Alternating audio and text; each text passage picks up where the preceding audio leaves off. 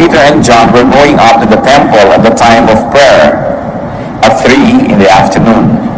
Now a man crippled from birth was being carried to the temple gate called Beautiful, where he was put every day to beg from those going into the temple courts. When he saw Peter and John about to enter, he asked them for money. Peter looked straight at him, as did John. Then Peter said, "Look at us." So the man gave them his attention, expecting to get something from them. A crippled beggar asked Peter and John for money. Kaugalian po ng mga tao noong araw, at hanggang ngayon din naman sa maraming mga bahay dalanginan in many places of worship, nilalagay po nila yung mga may sakit, yung mga lumpo, mga bulag, nasa may pintuan ng templo para sila ay humingi ng limos. Sapagkat inaasahan na bago ka lumapit sa Diyos, magawa ka muna ng mabuti sa iyong kapwa. Bago ka humingi ng blessing sa Diyos, magbibigay ka muna ng blessing sa iyong kapwa.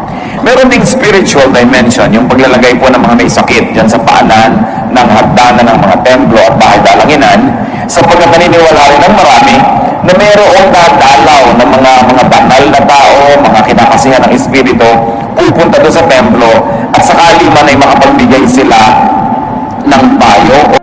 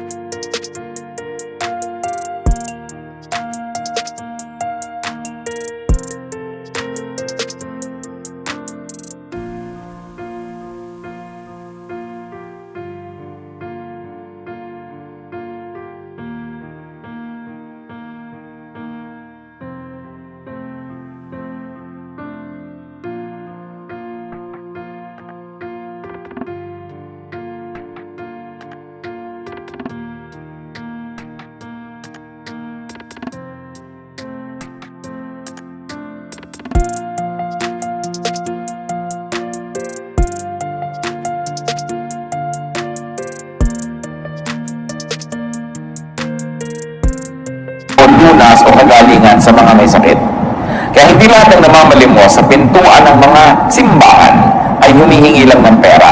Yung iba, hinahanap nila, madaanan man lang sila ng anino ng isang kinikilala nilang banal na tao at naniniwala sila na mayroong magiging blessing sa ganung uri ng gawain.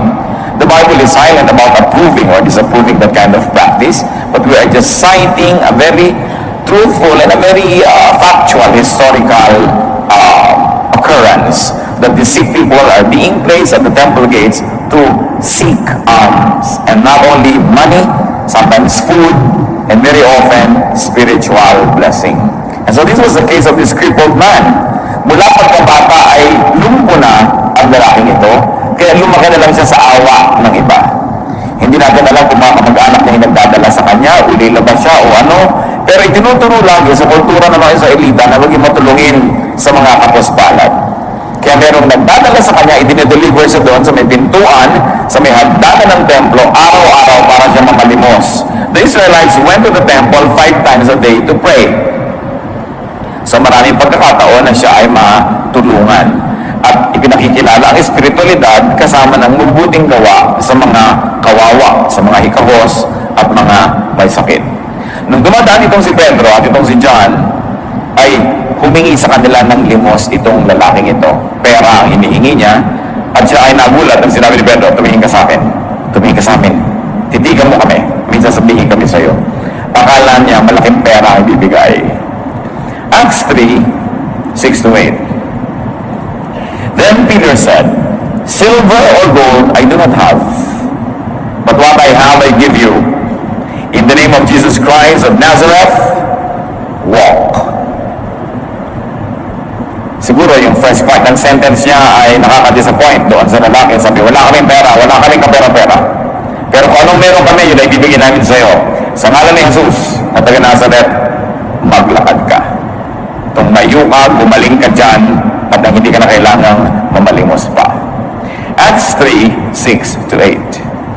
Taking him by the right hand, he helped him up, and instantly the man's feet and ankles became strong. He jumped to his feet and began to walk. Then he went with them into the temple courts, walking and jumping and praising God.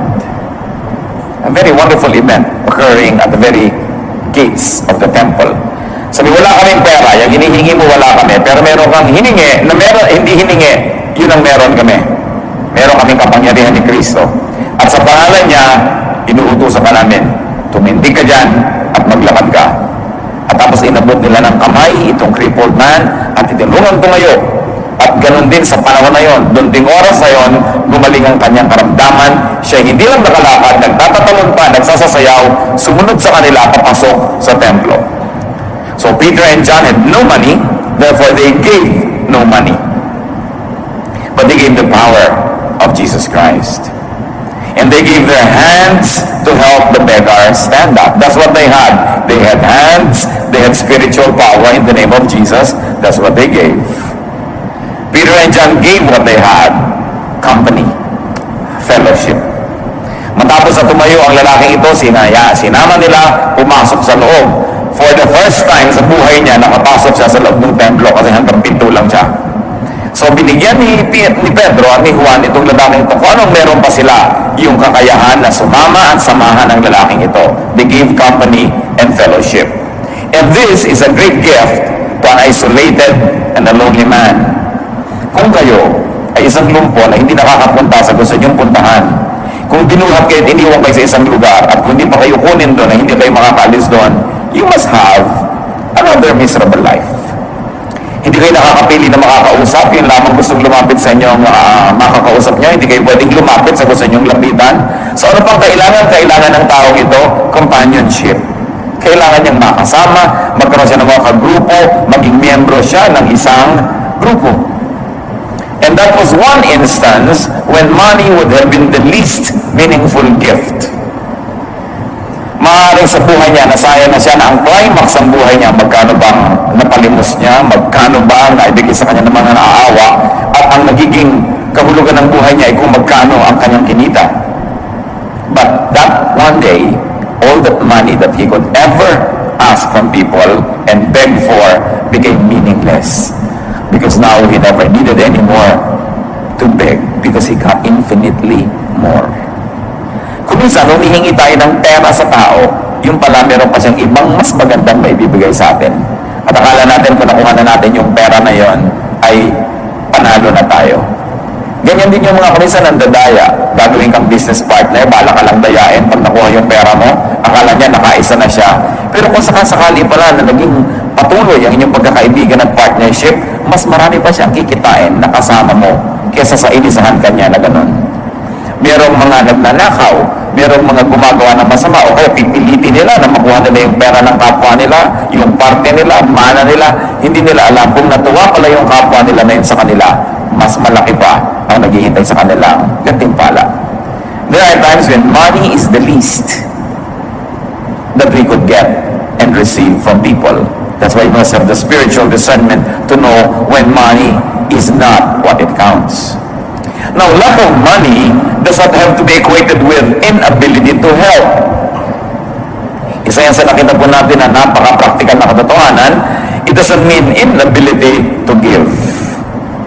Pag wala kang pera, hindi ibig sabihin wala ka nang pwedeng ibigay, na wala ka nang pwedeng magawa, na magiging baliwala ka na. So what is important for us is to take stock of what you have and give it. Give from it. Ano bang meron ka?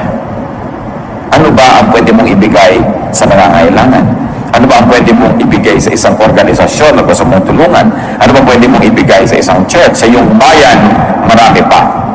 Punong-puno po ang Biblia ng mga kautusan at mga katuruan tungkol sa pagbibigay ng kung anong meron ka. 1 Timothy 6:18 to 19, command them to do good, to be rich in good deeds, and to be generous and willing to share. In this way, they will lay up treasure for themselves as a firm foundation for the coming age. So dapat daw palabigay ang tao sapagkat yan lang ang paraan na nakapag-impok siya ng kayamanan para sa darating na panahon. Doon sa panahon na walang hanggan, sa panahon na uuwian ng lahat ng nilalang. Sabi, iutos sa kanila, turuan niyo sila na laging gumawa ng mabuti. Maging mayaman sila sa pamamagitan ng mabubuting gawa. Palabigay at handang-handa na ang kanyang mga tinatangkilik ng mga magagandang bagay ay partihan, hatian ang kapwa. Proverbs 19:17, he who is kind to the poor lends to the Lord, and He will reward him for what he has done. Ang mabuti pala sa mga mahihirap, palamigay, ay nagpapautang sa Diyos. At napakasarap magpautang sa Diyos dahil hindi siya nanunuba. Lagi siya nagbabayad, may sobra pa. Because God will never permit Himself to be any man's debtor. He will never permit Himself to be indebted to any human being. That's why when you give to God, it becomes a very, very wonderful and sure investment. Now, to give to the poor doesn't always mean to give money, and poor doesn't always mean poor in material wealth. Because there are many people who are spiritually and emotionally poor. We must consider them as well, and we should continue to give to them as we have, as we are able to give. Proverbs 11:24, one man gives freely, yet gains even more. Another withholds unduly, but comes to poverty. Maobserbahan niyo po sa Biblia, mga kapatid, ang dami-daming mga ironies at mga kabaligtaran. Isa na dito yung binanggit ng Proverbs 11:24, meron daw mga taong sobrang palabigay, pero lalo namang nagkakaroon. At meron naman ang nadamot, lalo namang nawawalan. Kaya napakahalaga na sinusunod natin yung katuruan to be generous, to give when we are able. At bakit po natin ito pinag-uusapan, mga kapatid? Una, dahil talagang foundational to spirituality yung giving. For God so loved that He gave. Yan ang isa sa mga definition ng loving, giving. Sabi nga nila, you can give without loving, but you cannot love without giving. Isang gasgas na yan, quotation na yan. Pero totoo, hindi mo pwedeng sabihin nagmamahal ka pero wala kang binibigay. Sabagat ang tunay na pagmamahal ay naipapahayag sa pagbibigay. And love is not love until you give it away. The intention to give is not yet love. The act of giving is a definition of love. So one who gives friendship naturally begets friendship. And one who withholds friendship naturally loses it. In a manner of speaking, you keep only what you give away. And ironically, you lose what you selfishly keep. Sa buhay espiritual, marami pong kabaligtaran. Yung ipinapamigay mo, yun lang ang bumabalik sa'yo. At yung pinipilit mong kamkamin, sarilinin, yun naman ang nawawala. Proverbs 3:27-28. Do not withhold good from those who deserve it when it is in your power to act. Napakadaling maintindihan, pero madali bang i-apply? Huwag daw pagkakaitan ng mabubuting bagay ang mga karapat-dapat tumanggap nito. Sabi natin, siyempre naman. Pero tanong, meron kayong kilala, kaibigan, meron kayong kapatid sa Panginoon, merong tindahan, naghihirap siyang mabili, magtinda, pinagtutubo niyo ba o hingi kayo ng hingi ng discount? The person na namumuhunan deserves to profit. Kaya nga siya nagpapamod, gumigising ng maaga, nagtitinda para siya tumubo. Tapos wala kang gagawin kundi humingi ng discount. Pag merong ahente na nagbebenta sa'yo ng kotse, ng lupa, ng insurance, alam ko may commission ka dyan. Hati na lang tayo sa commission mo, bawasan mo naman yung commission mo. Kaya nga siya nagtitinda niya para siya magka-commission, tapos hihingin mo yung commission niya. That is withholding something from the one who deserves it. Because the person works. And when you plant, you harvest.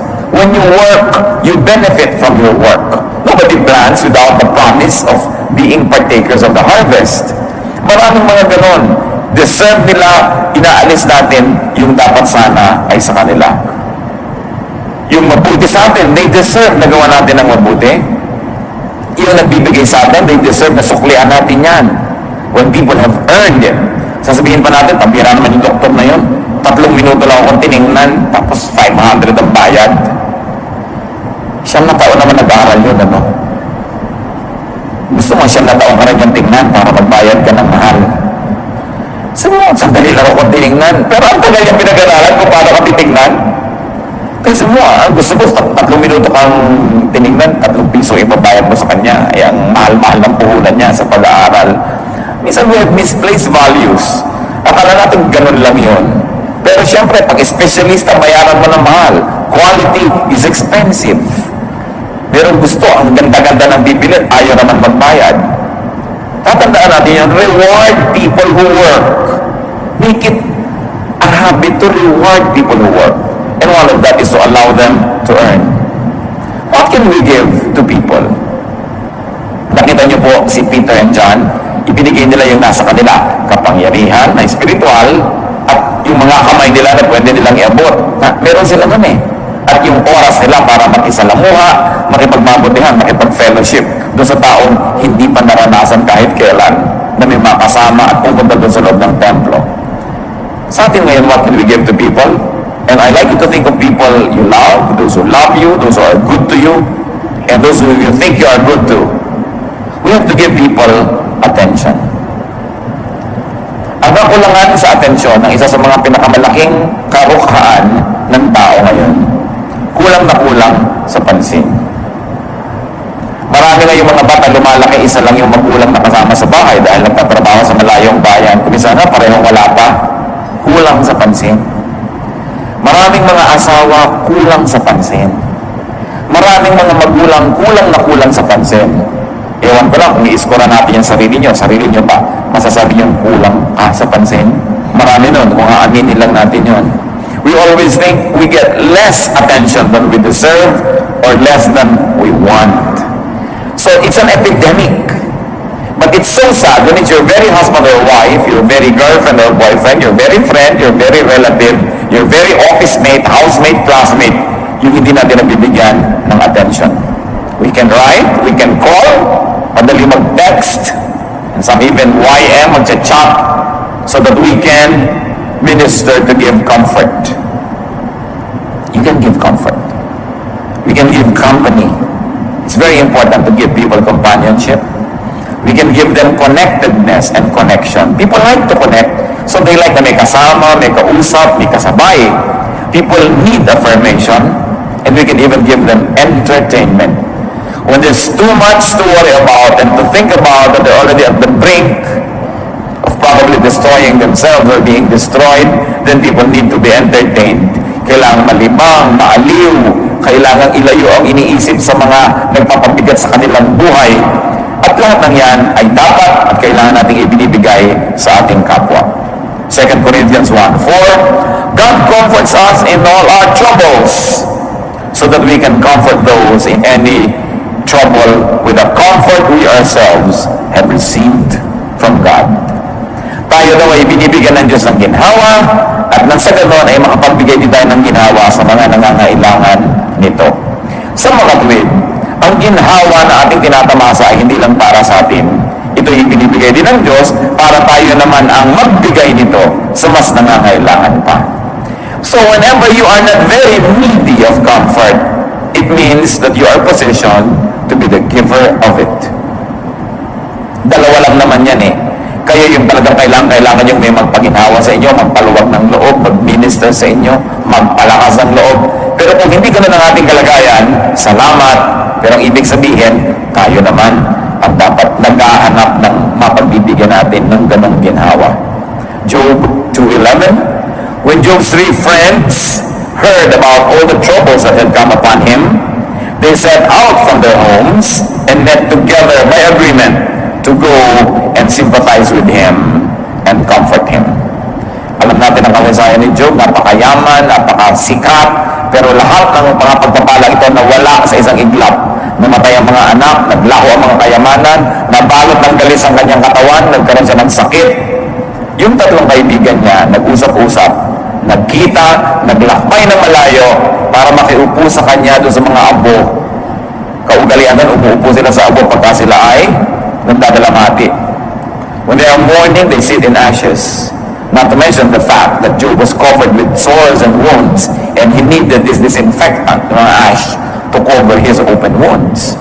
But they sat with him 7 days, not saying anything, just providing the ministry of presence.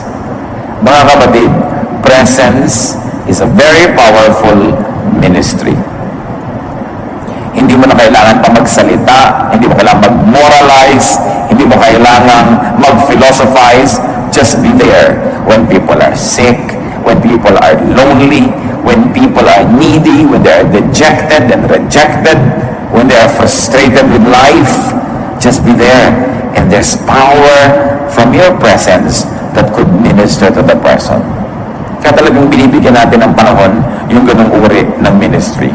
We can give people companionship. Magkakamag-anak na itong mga pinag-uusapan natin. Companionship is one of the deepest needs of man. And most of the time, it is never met adequately. Matthew 26, 36 to 38. Then Jesus went with his disciples to a place called Gethsemane. And he said to them, sit here while I go over there and pray. He took Peter and the two sons of Zebedee along with him, and he began to be sorrowful and troubled. Then he said to them, my soul is overwhelmed with sorrow to the point of death. Stay here and keep watch with me. Napakalalim na maaari po nating mapag-aralan dito sa hiniling na ito ng Panginoong Yesus sa kanyang mga disciples. You will imagine Jesus of Nazareth. You will imagine the power that was in him. He was driving out demons, healing the sick, raising the dead. Pero sabi niya sa kanyang mga kasama, sobra ako namimigati. Sobra ako nalulungkot. Ang bigat-bigat ng kalooban ko. Damayan niyo ako. Dito kayo, samahan ninyo ako. Kung si Jesus nangangailangan ng kasama, lalo sa ganung mga malulungkot na panahon, at kung siya marunong malungkot, mangulila, humiling ng makakasama, hindi lalo naman tayong lahat. Kailangan natin yun. Kaya kailangan marunong tayong makiramdam. Kung minsan may magte-text sa'yo, musta? Actually, siya ang nangangailangan makumusta. Hindi mo kinukumusta, kaya siya nagpapadala sa'yo ng musta. Sasagot ka naman, sa. Papilosopuhin mo pa. O kaya, sabi mo, okay. Tapos na. Wala ka walang tanong, ikaw, kumusta? Mga kapatid, pag may namumumusta sa inyo, 99% of the time, siya ang nangangailangan makumusta. Pinapaalala sa inyo, hoy, buhay ako, kumustahin mo naman ako. Sasagutin niya naman, ikaw, kumusta ka? Hindi lang, tapos na. Nangangailangan yun. Sabi niya, my soul is overwhelmed with sorrow. Karamay. Makikiramdam tayo sa tao. Kung minsan sabi niya, uy, kain naman tayo sa ganon. Kakain ka pa. Yung pasasabi mo, hindi naman kasi lahat ng nag-aayang kumain, gusto kumain. Kung minsan ang gusto niya, makasama ka. Wala lang excuse. Yung mga pakapi-kapi, coffee tayo. Gusto pa naman talaga ng tao nakatakot na caffeine sa loob ng katawan niya. Kaya lang, ano sasabihin niya? Magtinginan tayo? Mag-usap tayo? Kaya excuse lang yun para meron kayong magawa because probably they like your company or they need your company. So you don't just dismiss readily what people ask you to do with them because behind and beneath the surface could be a deeper need. And we, especially the people of God who profess to be spirit-led, must be sensitive to the needs of people. Hindi yung gusto lang natin silang i-Bible study, gusto lang natin silang sermonan, gusto lang natin silang payuhan. Tapos, pagka naman kailangan nila yung mga moments na may kausap, kasama, kaulaya, wala ka naman. Napakahalaga nitong ganitong presence.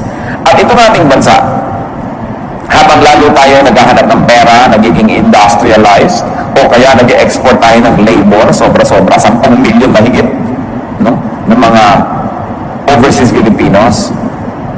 Sa bawat isang umaalis, ilan ang nangungulila na asawa, ina, anak, kapatid, ama, kaibigan, kapitbahay, ang dami.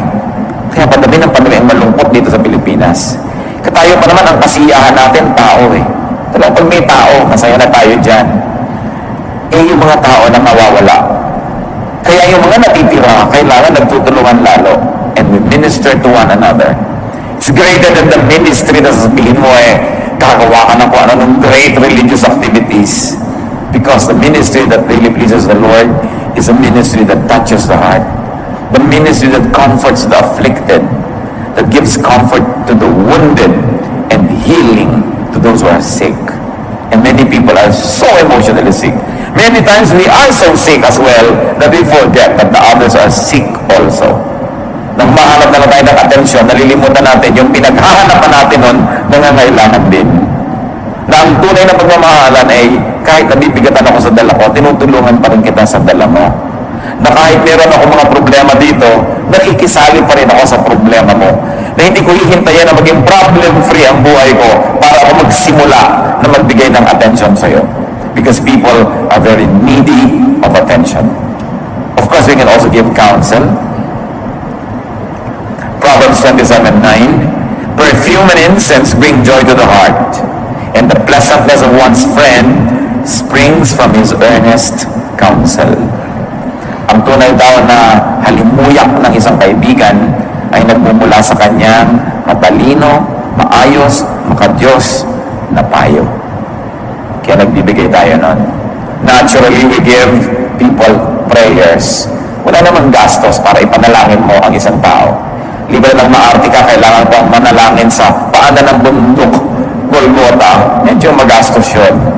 Pero kahit saan ka na, pwede ka mag-pray. So, hindi ka nagkakagastos, pwede mong ibigay yan. 2 Corinthians 1:11, as you help us by your prayers, then many will give thanks on our behalf for the gracious favor granted us in answer to the prayers of many. And of course, you add to your notes, naturally, what Peter and John give Jesus. Kapag ibinigay mo na sa Panginoong Jesus, talagang kompleto na. Pasimula ng pagtanggap niya ng napakaraming mahuhusay at mabubuting bagay. Share Jesus like Peter and John did. But remember this, sharing Jesus needs practical deeds. Hindi lang tanggapin mo si Jesus, period. Kailangan sinasamahan mo, tinuturuan mo, ginagabayan, ipinapanalangin, ibinibigyan ng companionship. Pag pinag-aralan natin yung Christian movement, yung kauna-unahang mga pagsasama-sama nila, they were full of practical ministrations. Hindi sila tagtag ng theology, hindi sila tagtag ng mga kung mga difficult studies, pero punong-puno sila ng pagtutulungan, pagmamahalan, pag-iibigan, and that made the initial Christian movement very, very powerful. Because love is the most powerful of all powers. And nobody can resist love when love moves. That's why Christianity was very powerful, because it was propelled by love, defined by love, encouraged, empowered by loving.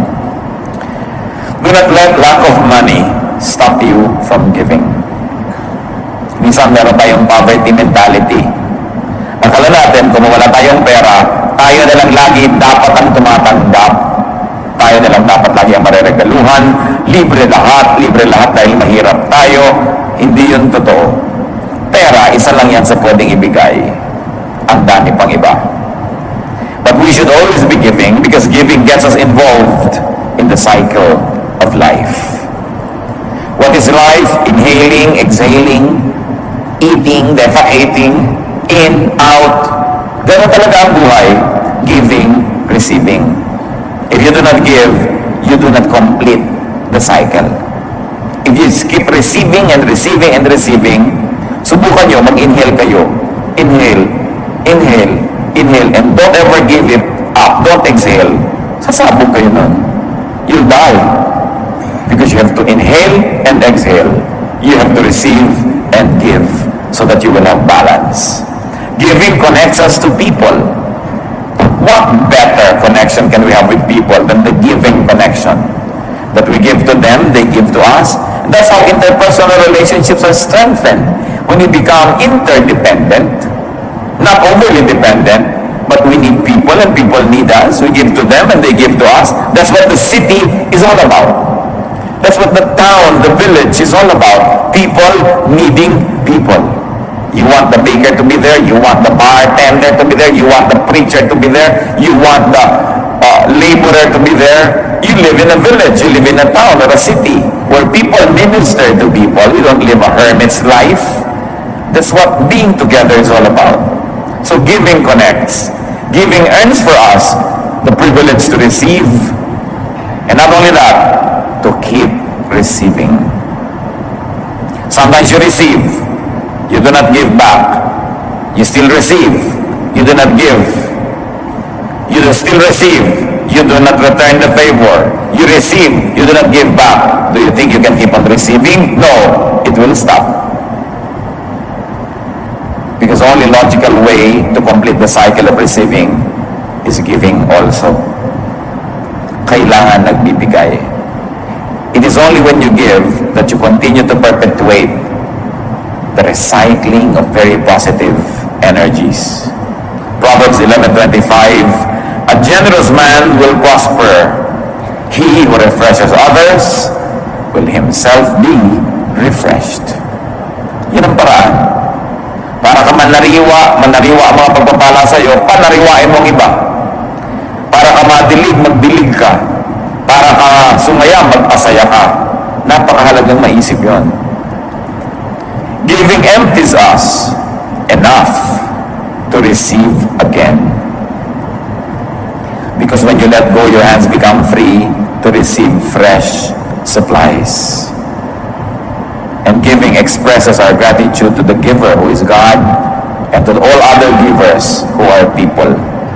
Kung tayo marunong tumanang ng loob sa Diyos, pag tumatanaw tayo ng ating utang na loob, nagbibigay tayo sa Diyos, sa kanyang gawain, at sa kapwa-tao. Ang isa sa mga pinakamabuting pagtanaw ng utang na loob sa kapwa-tao, lalong-lalo hindi mo na kaya siyang bayaran, wala siya, o hindi niya kailangan, gumawa ka ng mabuti sa iba na hindi rin makakabayad sapagkat walang-wala. Mas hindi ka kayang suklian o bayaran, mas totoo ang pagbibigay. At doon lang tayo nakakabayad-bayad sa napakarami rin namang tao, hindi na natin kayang hanapin pa para suklian din sa mga kabutihang ginawa nila sa atin. Very especially if you receive good things from people, give back to your benefactors. All beneficiaries should give back to their benefactors. Sometimes you cannot give back money, but even money is a temporary issue. Sometimes you cannot now, but tomorrow or next year you can. Sometimes a person who has money giving you now, next year will have very little of it, and you have more of it, it's your turn to give. Panahon.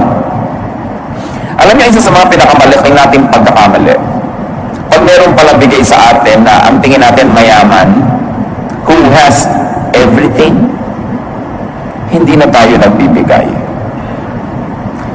Mayaman naman si tita huwag na nating bigyan. Kompleto na yan Mahirap bigyan yan, mayaman kasi.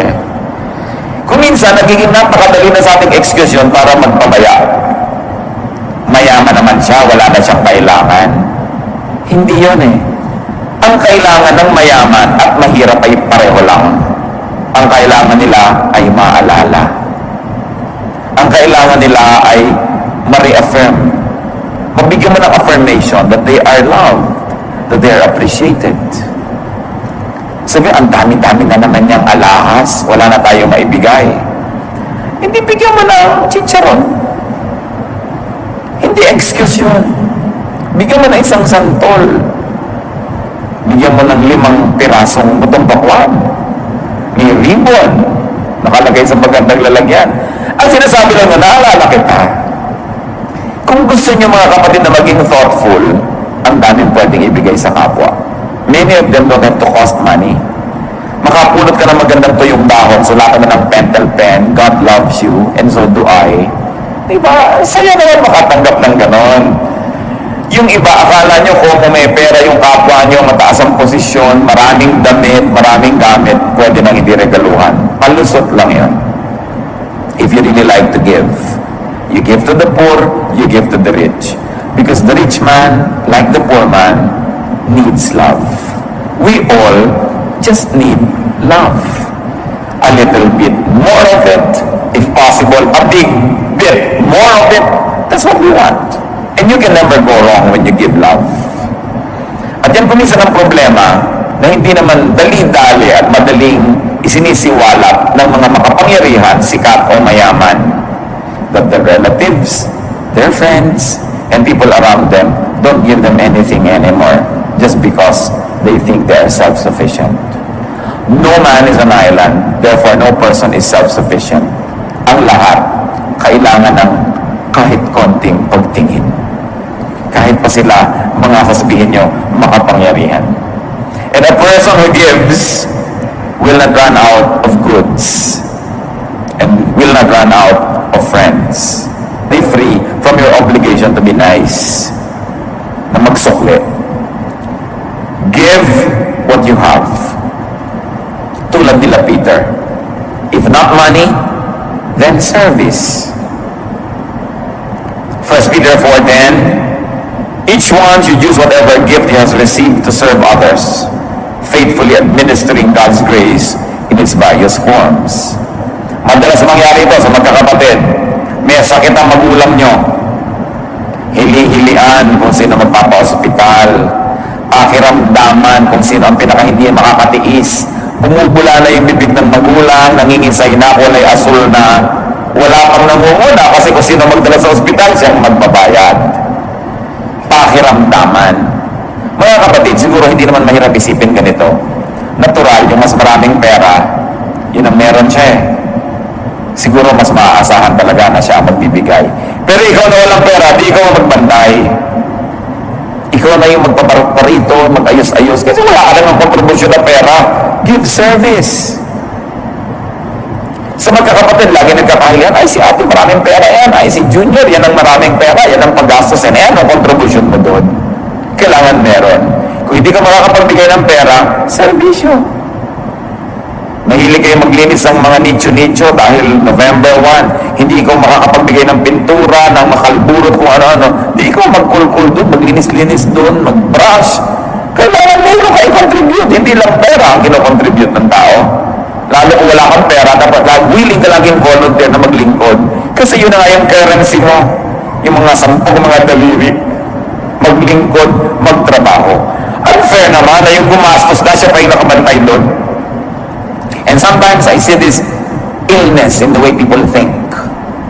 May sakit si nanay, itong anak na namamasukan sa Maynila pang ipapatawag para alagaan si nanay. Ito na nang may na magtatrabaho sa Maynila ang nakakapagpadala ng pera. So yung kumikita ng pera, dapat hindi yan inaabala. Hayaan niyo siyang kumita. At yung mga nakatiwang-wang dyan, kayo magtrabaho, magbantay, maggawa niyan. Para yung naghahanap buhay, patuloy makapaghanap buhay. Kanya-kanya tayo ng kakayanan. Kanya-kanya dapat ng assignment. Ang nangyayari kasi sa Pilipinas, yung pinaka-responsableng anak, sa kanya na lang ipinapasan lahat. Hanggang siya igupo, mamatay o magsawa, mag-abroad, at hindi magbigay ng number kung nasan siya, dahil talagang nagsawa na. Huwag nyo naman sobrang asahan, yung naaasahan. Tapos lagi natin pinapalusot, yun nagpapalusot, because that is not God's justice. You should reward those who work and punish those who do not. Sabi nga sa New Testament, if anyone does not work, he should not eat. Talaga ang higpit ni Paul sa kanyang mga bagay. Pero dahil napakarami man talaga, abusero. If you cannot give money, then give other goods.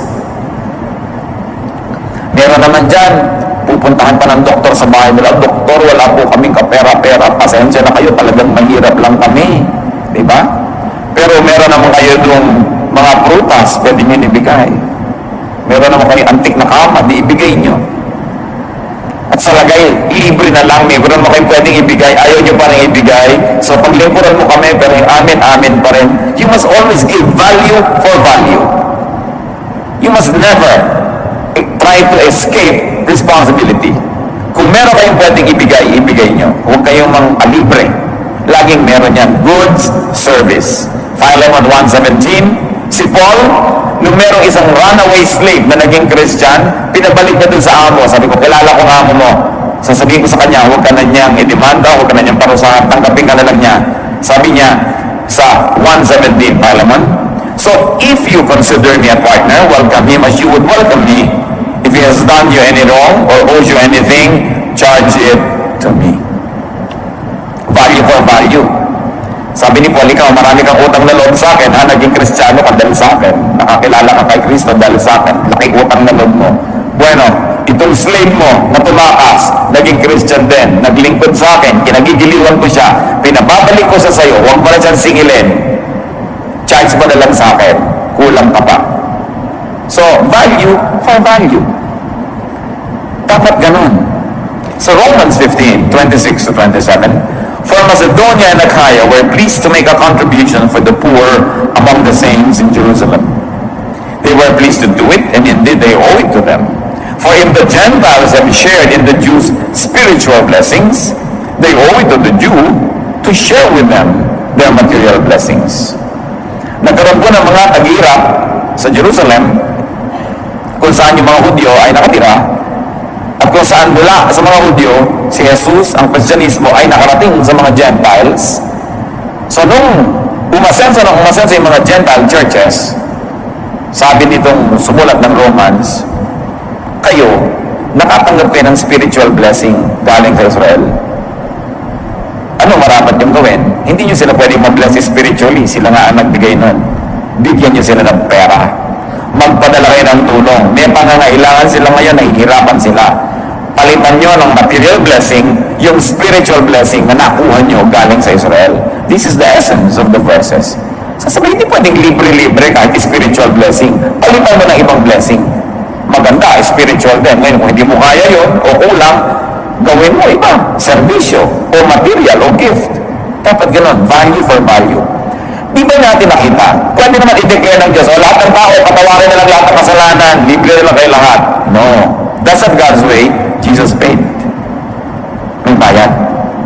May bayad ang lahat. Walang libre. So dapat willing tayo na nagbabayad. Nakikitira ka sa kamag-anak mo, gumagastos ka ng kuryente, tubig, hilig-hilig mo pang mag-plancha, number 3 ka pa mag-electric fan. Alam niyo, ang init ng mata ng mga tiya niyo, nakikitira kayo, naka-electric fan pa kayo lagi. Makakakala niyo, hindi niya kinukwenta yun. No? Pag nagluluto siya, dapat tatlo na yung anak, 5 pirasong pork chop lang, inandun ka, naging 6. Bilang yun ng mga kamag-anak. Kala niyo ba? So dapat naman papalitan mo, naglilinis ka dyan, nag-uugas ka ng kotse, lalo't wala ka naman maibigay ng pera, serbisyo. Huwag yung tatamad-tamad ka, nanonood ka palagi ng TV, kinukwenta niya, yung kuryente kaya nagagastos ito, panonood ng TV. Colored pa, yung black and white nga ibigay nyo dito. Marami kasing tao hindi na nila iniisip.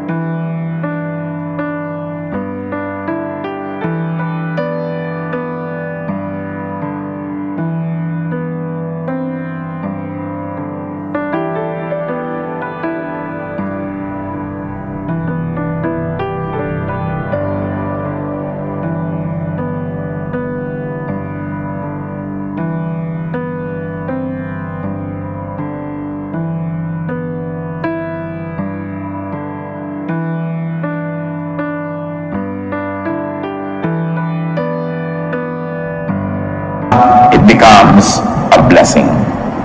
When you have things, give. When you don't have things, give other things.